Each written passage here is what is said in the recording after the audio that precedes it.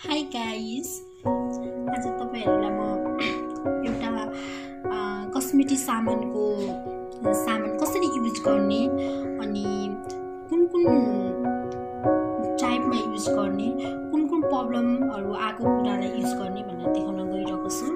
यो हामी सबैजनाले युज गर्छौं, तर हाम्रो कम्पनी ब्रान्ड फरक हुन्छ। आज मैले मेरो हातमा चाहिँ ल्यारी कम्पनीको ट्रिटमेन्ट छ। यो चाहिँ हेयर ट्रिटमेन्ट हो, यसमा हेयर स्पा पनि प्लस छ। आज यो ल्यारी कम्पनीको ट्रिटमेन्ट हेयर स्पा कस्तो कपालमा युज गर्ने, कसरी अप्लाई गर्ने, यो बारेमा तपाईहरुलाई म भन्न गइरहेको छु। यो चाहिँ स्पेशली तपाईहरुको कपालमा कलर लगाएको कपाल, अनि त्यसपछि एकदमै ड्राई कपाल, एकदमै कपाल फङ्ग उडेको, साइनिङ नभएको, अनि एकदमै लट्टा पर्ने कपाल, एकदमै कर्ली कपाल छ भने चाहिँ तपाईहरुले यो ल्यारी कम्पनी हेयर स्पा भन्ने ट्रिटमेन्ट युज गर्न सक्नुहुन्छ। तपाईहरुको लागि एकदमै राम्रो हुनेछ। ल यो लगाएर के हुनेछ यो पनि म तपाईलाई भन्न गइरहेको छु। यो लगाएर चाहिँ तपाईको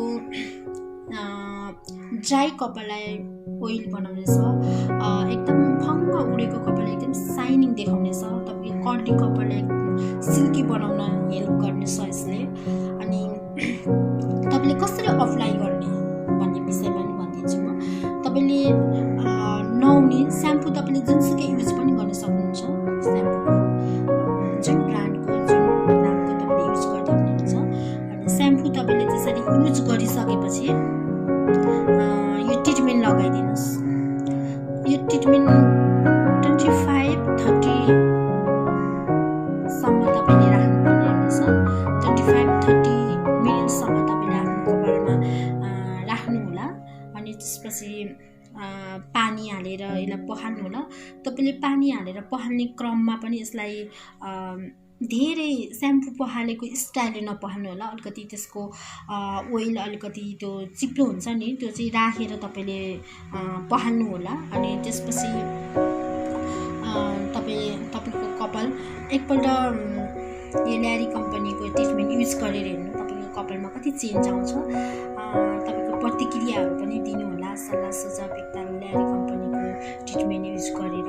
यदि तपाईहरुलाई चाहियो भने पनि तपाईहरुले मलाई कमेन्टमा भन्न सक्नुहुन्छ। तपाईहरुलाई डेलिभर गर्न पनि हामीले सक्छौँ यो ल्यारी कम्पनीको ट्रिटमेन्ट। अरु कम्पनीको ट्रिटमेन्ट पनि हामीले तपाईहरुलाई डेलिभर गर्न सक्छौँ। तर अहिले मेरो हातमा चाहिँ यो ल्यारी ट्रिटमेन्ट भएको कारणले गर्दाखेरि तपाईहरुलाई यो ट्रिटमेन्ट चाहिएमा कमेन्ट गर्नु होला, हेरेर सल्लाह सुझाव दिनु